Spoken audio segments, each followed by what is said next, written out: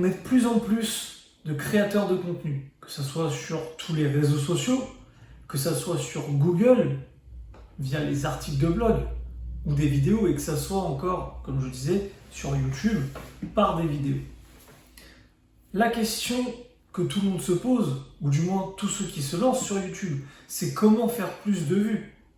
Comment atteindre le Graal et avoir des vidéos virales? Comment avoir plus de vues? C'est ce qu'on va voir dans cette vidéo, d'un point de vue statistique.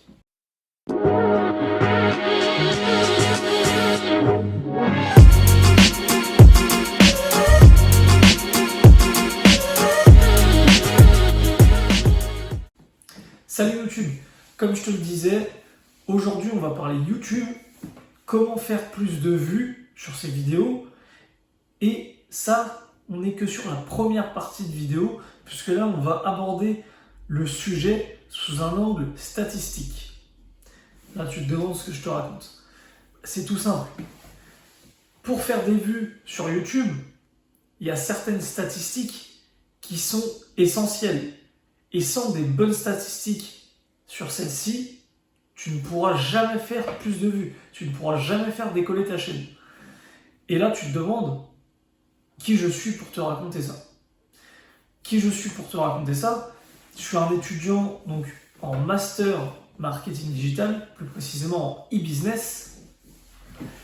Et durant mon cursus, donc l'année dernière, j'ai eu l'occasion d'avoir un intervenant spécialisé sur YouTube. Je te mettrai le nom de la personne et le nom de son agence si j'arrive à retrouver. Donc comme je te dis, c'est un spécialiste YouTube qui a créé son agence pour aider justement les marques, les entreprises à être plus visibles sur YouTube, à faire plus de vues, à avoir plus d'abonnés, etc., etc. En tant que créateur de contenu YouTube, je vais donc poser une question qui me paraissait essentiel.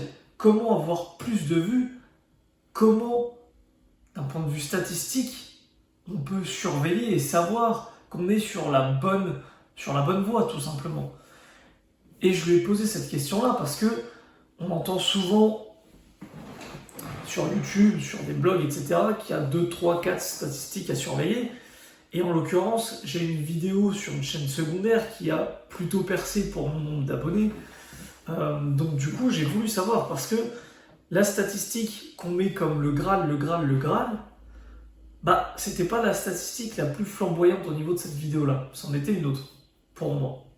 Donc du coup, j'étais intrigué et je lui ai demandé, quelle est pour vous, quelles sont les statistiques à surveiller? Ou plutôt, quelle est la statistique à surveiller? Et là, il m'a dit, sans aucun doute, la statistique la plus importante pour toutes tes vidéos YouTube, c'est, roulement de tambour, la durée de visionnage, le watch time. Et donc là, tu te dis, bah, tu nous apprends rien. Alors certes, oui, il n'y a rien d'extraordinaire à ce que je t'apporte là. Mais là où ce que je veux te montrer, c'est tout simplement que moi, sur une des vidéos qui a percé sur une chaîne secondaire, la statistique du watch time sur la vidéo est naze. Elle est naze. Et donc, ce que je veux te faire dire, c'est qu'il faut toujours avoir un point de vue critique.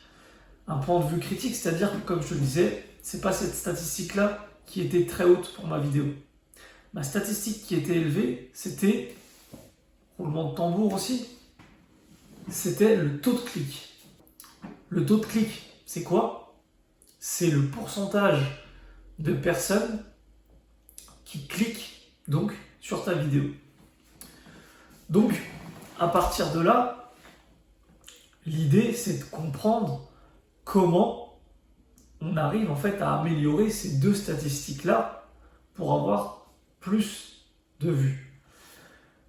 Donc ça, c'est ce qu'on va voir dans une deuxième vidéo, c'est-à-dire l'aspect entre guillemets technique, ce qu'il faut vraiment faire. Mais je voulais rebondir du coup sur ce que je viens de te dire. Comme je disais, il faut toujours avoir un point de vue critique. Tu peux avoir un watch time très bon, mais si ton taux de clic est dégueulasse, bah, ta vidéo ne va pas décoller. Et inversement, si tu as un taux de clic excellent, mais que tu as un watch time tout pourri, c'est pareil. Donc moi je te disais que j'avais un watch time qui était tout pourri, il n'était pas tout pourri, mais il est dans la moyenne de ce que je fais pour les autres vidéos. Il n'est pas au-dessus, il n'est pas forcément très en dessous, il est dans la moyenne. Mais du coup, un watch time moyen par rapport au reste de ma chaîne, mais un taux de clic qui a été multiplié par 2 ou 3, bah là forcément ça explose. Et comme je te dis, ça reste à mon échelle.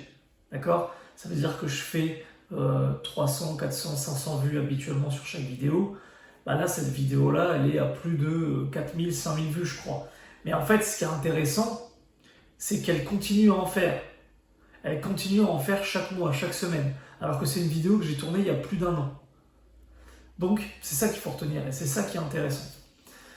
Donc voilà, je t'ai pas appris grand-chose de nouveau, en tout cas pour ceux qui s'y intéressent vraiment, mais du coup, je t'ai plutôt amené mon raisonnement et vraiment ce qu'il faut savoir, les statistiques à surveiller pour vraiment être sûr de toi, pour voir comment ta chaîne peut décoller. Et voilà, faut te dire que voilà, il y en a beaucoup qui parlent d'autres statistiques. J'en entends souvent 3-4 autres que celle-ci. Si tu te concentres et que tu te focalises sur ces deux-là, ta chaîne va forcément décoller. Je ne te dis pas que ça va arriver en 2 ou 3 mois, mais sur le long terme, c'est obligé. Dans la deuxième partie de cette vidéo, on va aborder, comme je disais, les aspects un peu plus techniques, c'est-à-dire comment faire pour avoir un bon watch time, comment faire pour avoir un bon taux de clic. Donc on se retrouve dans la prochaine partie. Salut YouTube!